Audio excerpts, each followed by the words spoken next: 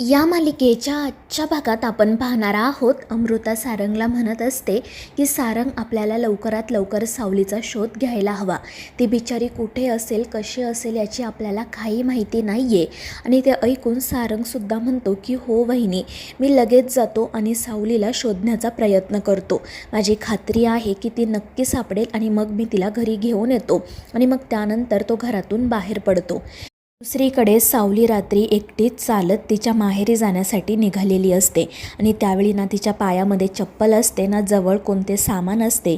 ती खूप थकलेली असते, पण मग तरीही ती तशीच रस्त्याने चालत राहते.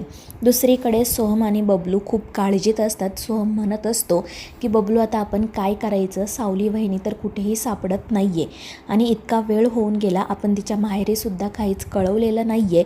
तर बबलू म्हणत असतो की मग सोहम, आपण लगेच तिच्या घरी फोन करून सांगूयात. पण मग सोहम म्हणतो की अरे माहिती आहे ना, तिचा भाऊ आजारी असतो आणि तिचे बाबा इमोशनली वीक आहेत, उगाच त्यांना टेन्शन यायला नको. आणि ते ऐकून बबलू म्हणतो की मग आपण सखदेव दादाला फोन करू आणि त्याला हे सगळं सांगू, म्हणजे त्यांच्या घरामध्ये गोंधळसुद्धा उडणार नाही. दुसरीकडे जयंतीने तिच्या मैत्रिणींना घरी बोलावलेले असते. त्यांची पार्टी सुरू असते. तिच्या मैत्रिणी सखदेवला काही ना काही प्रश्न विचारतच असतात, पण जयंती म्हणते की इथे काही प्रश्न मंजुषाचा कार्यक्रम नाही आहे, तुम्ही फक्त पार्टी एन्जॉय करा, प्रश्न नंतर विचारा. आणि त्यांचं हे सगळं बोलणं सुरू असताना सखदेवला पहिल्यांदा सोहमचा फोन येतो. मात्र सखदेव तो कॉल कट करतो आणि मग त्यानंतर बबलू त्याला कॉल करू लागतो. तर जयंती म्हणत असते की अहो, तुम्ही घाबरताय काय, उचला ना तो कॉल, आता आपण मोठी माणसं झाली आहोत, आता अजिबात घाबरायचं नाही. आणि मग तीच तो कॉल रिसीव करते आणि फोन स्पीकरवर सुद्धा ठेवते. तर इकडे बबलू सखदेवला म्हणत असतो की सखदेव दादा, शांतपणे ऐकून घे, काल रात्रीपासून सावली वहिनी घरातून गायब आहे. आणि हे ऐकून घरातल्यांच्या पायाखालची जमीनच सरकते. सावलीचे आई बाबा सखदेव, अप्पू खूपच घाबरतात. तर जयंती आणि तिच्या मैत्रिणी आश्चर्यानेच ते सगळं ऐकू लागतात. आणि त्याच वेळी सारंग त्या ठिकाणी येतो. सारंगला पाहून सावलीचे आई बाबा रडतच त्याच्याकडे जातात. ते हात जोडून विचारू लागतात की जावई बापू, काय झालं, आमची सावली कुठे आहे, नेमकं काय घडलं आहे. आणि त्यावेळी सारंगकडे मात्र त्यांच्या प्रश्नाचं उत्तर नसतं. तो फक्त खाली मान घालून उभा असतो. आणि मग त्यानंतर सखदेव जयंतीच्या त्या सगळ्या मैत्रिणींना सांगतो की ताई, तुम्ही प्लीज आता या. त्यामुळे मग त्या सगळ्या घरातून निघून जातात आणि त्यामुळे जयंती चिडते. सावलीचे आईबाबा आणि सखदेव सारंगसोबत बोलत असताना ती मध्ये पडते आणि आरडाओरडा करत म्हणते की तुमची इथे येण्याची हिंमत कशी झाली, मला माहिती आहे ना, तुम्हीच काहीतरी केलं असेल. जर आमच्याकडून थोडी चूक झाली असती तर तुम्ही आम्हाला किती बोलला असता. तुमची माणसं ती महत्त्वाची आणि आमची माणसं महत्त्वाची नाही आहेत का. एक गोष्ट लक्षात ठेवा, माझी नणंद साधी भोळी आहे, जर तिच्या जीवाचं काही बरं वाईट झालं ना तर आम्ही तुम्हाला सोडणार नाही. आणि जयंतीचं असं बोलणं ऐकून घरातील सगळेच जण तिला शांत राहायला सांगतात. पण ती जयंती काही गप्प बसतच नाही. ती वाटेल ते सारंगला बोलत असते, त्याला म्हणत असते तुम्हीच काहीतरी केलं असणार, त्याशिवाय ती सावळी घर सोडून जाणार नाही. पण आता एक गोष्ट लक्षात ठेवा, जोपर्यंत तुम्ही तिला शोधून आणत नाही ना, तोपर्यंत या घरामध्ये पाऊलही ठेवायचं नाही. आणि जयंतीचं असं बोलणं ऐकून सावलीचे आईबाबा रडतच म्हणतात की अगं गप्प बस, ते जावई आहे त्या घरचे. पण ती जयंती काही गप्प बसत नाही. तर सारंग म्हणतो की काळजी करू नका, मी सावलीला नक्की शोधून काढेल. आणि तो घरातून निघून जातो. जयंती मात्र तिची पार्टी झाली नाही म्हणून चिडचिड करत असते. सावलीचे आई बाबा आणि दोघं भाऊ मात्र खूपच घाबरलेले असतात. दुसरीकडे सावली एकटीच रस्त्याने चाललेली असते. तर सारंगही सावलीला शोधत असतो. पण अचानक एके ठिकाणी त्याची गाडी बंद पडते आणि त्यामुळे तो गाडीतून खाली उतरतो आणि नेमकं काय झालं आहे हे बघू लागतो. आणि त्याच वेळी सावली त्याच्या समोरून जाते. पण ते दोघेही एकमेकांना बघत नाही. आणि सावली निघून गेल्यानंतर मग सारंगचंही काम पूर्ण होतं आणि तो पुढे जाण्यासाठी निघतो. त्यानंतर मग दुसऱ्या दिवशी सकाळी भैरवी आणि तारा सतत सावलीला कॉल करण्याचा प्रयत्न करत असतात, पण तिचा नंबर बंदच असतो. त्यामुळे तारा म्हणते की आता आपण काय करायचं आई, आपण तिलोत्तमा आंटींना फोन करून विचारायचं का की नेमकं काय घडले. पण भैरवी म्हणत असते की तिला फोन करायला नको आणि तिला फोन करून आपण काय सांगणार. पण तारा म्हणते की आपल्याकडे दुसरा मार्गही नाही आहे, की सावली नेमकी कुठे आहे, काय घडले हे आपल्याला कळायला हवं ना. आणि त्यामुळे मग भैरवी तिलोत्तमाला कॉल करायचं ठरवते. दुसरीकडे तिलोत्तमाचं आणि चंद्रकांतचं बिझनेसविषयीच बोलणं सुरू असतं. तितक्यात तिलोत्तमाला भैरवीचा कॉल येतो. भैरवी आधी तिची चौकशी करते आणि मग त्यानंतर सावलीबद्दल विचारते.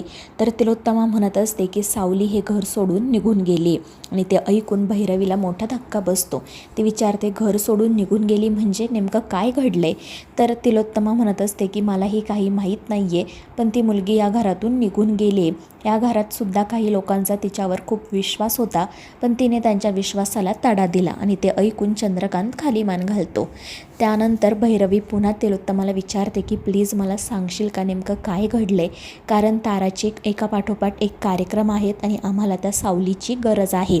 आणि मग तिलोत्तमा त्यांना घडलेला सगळा प्रकार सांगते आणि ते ऐकून भैरवी आणि तारा मात्र खूपच घाबरतात. दुसरीकडे सावली अजूनही रस्त्याने चाललेलीच असते. तिच्यामध्ये खूप अशक्तपणा आलेला असतो, पण ती कुठे काही थांबत नाही. तर इकडे घरी जयंती भांडी फेकत असते, त्यामुळे सगळेजण तिला विचारत असतात की अगं काय झाले, तू का आदळापट करते? तर जयंती म्हणत असते की तुमच्या त्या बहिणीमुळे ना माझी पार्टी खराब झाली. माझ्या मैत्रिणी काय विचार करत असतील आता माझ्याबद्दल? तर सखदेव म्हणत असतो की अगं हे काय बोलतेस तू? तर जयंती म्हणत असते की काय चुकीचं बोलते?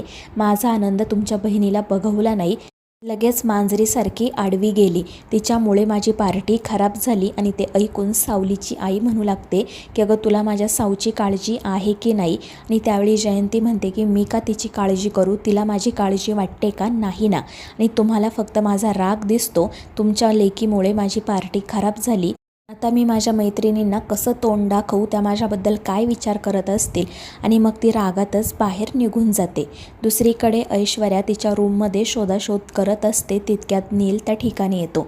तिला विचारतो की काय झालं? तर ऐश्वर्या म्हणत असते की मी कपाटामध्ये माझे दागिने आणि कॅश ठेवली होती आणि ती आत्ता सापडत नाही आहे. तर नील म्हणतो की तू इथेच कुठेतरी ठेवली असेल, नीट बघ. पण ऐश्वर्या म्हणते की मला असं सांगायचं नाही, माझी मेमरी खूप शार्प आहे, मला व्यवस्थित आठवते की मी सगळं कपाटामध्येच ठेवलं होतं आणि आत्ता ते त्या ठिकाणी नाही आहे. म्हणजे याचा एकच अर्थ होतो की आपल्या घरात चोरी झाली आहे आणि ही चोरी त्या मुलीने केली आहे. हे ऐकून नील म्हणतो की ऐश्वर्या तू उगाच काहीतरी बोलू नको, तू याआधीसुद्धा सावलीवर आरोप केले होते आणि तेव्हा तू तोंडावर पडली होती, हे लक्षात ठेव. पण ऐश्वर्या म्हणते की आता असं काही होणार नाही आणि ती लगेच बाहेर जाते. बाहेर गेल्यावर ती घरातल्या सगळ्यांना सांगू लागते की आपल्या घरामध्ये चोरी झाली आहे. त्यावेळी मग ती हसतच अस्मीकडे सुद्धा पाहते. अस्मीला आठवतं की थोड्या वेळापूर्वीच ऐश्वर्याने सगळी कॅश आणि ज्वेलरी तिच्याकडे दिली होती आणि सांगितलं होतं की हे सगळं तू तुझ्याजवळ जपून ठेव, आपण त्या सावलीला चोरीच्या आरोपामध्ये अडकवू. आणि अस्मीने सुद्धा अगदी तसंच केलेलं असतं. त्यानंतर ती ऐश्वर्या आरडाओरडा करत सावलीवर चोरीचा आळ घेते आणि मग त्याचवेळी सारंगही त्या ठिकाणी येतो. तो म्हणत असतो की आता हा काय नवीन प्रकार आहे? तर ऐश्वर्या म्हणते की मी खोटं बोलत नाही आहे, तीच मुलगी घरातून गायब झाली आणि त्यासोबत माझी ज्वेलरी आणि कॅशसुद्धा, माझा तिच्यावरच संशय आहे. आणि मग ते ऐकून राजकुमार म्हणतो की ठीक आहे, आपण सावलीची बॅग चेक करू. त्यानंतर बबलू सावलीची बॅग घेऊन त्या ठिकाणी येतो. ऐश्वर्या त्यातील साड्या इकडे तिकडे फेकून देते आणि मग त्या साड्यांच्या खाली तिला चाव्या सापडतात. ती त्या चाव्या अमृताला दाखवत विचारते की वहिनी या त्याच चाव्या आहेत ना ज्या तुझ्याकडे होत्या? आणि त्यावर अमृता खाली मान घालूनच हो म्हणते. तर राजकुमार म्हणत असतो की म्हणजे आता हे सिद्ध झाले की त्या सावलीने चोरी केली आहे, आपण पोलीस कंप्लेंट करायला हवी. पण मग नंतर तो नाटक करत असंही म्हणतो की घरातला विषय आहे ना, घरातच ठेवायला हवा, नको उगाच पोलीस कंप्लेंट करायला. तर मित्रांनो, या मालिकेच्या पुढील भागांमध्ये आपण पाहणार आहोत सावली रस्त्याने चाललेली असते आणि त्याच वेळी तिच्या पाठीमागून एक गाडी येते आणि तिचा अपघात होतो. ती रस्त्यावरच बेशुद्ध पडते आणि त्याचवेळी दुसरीकडे सारंग आणि जगन्नाथ खूपच घाबरलेले असतात. सावलीच्या बाबतीत काहीतरी अघटित घडते हे त्यांना समजलेलं असतं. तर इकडे ज्या गाडीमुळे सावलीचा अपघात झालेला असतो त्या गाडीतला ड्रायव्हर आणि दुसरा एक माणूस सावलीला उचलतात आणि नदीमध्ये फेकून देतात. तर मित्रांनो, या मालिकेच्या पुढील भागांच्या अपडेटसाठी आपल्या चॅनेलला सबस्क्राईब करा.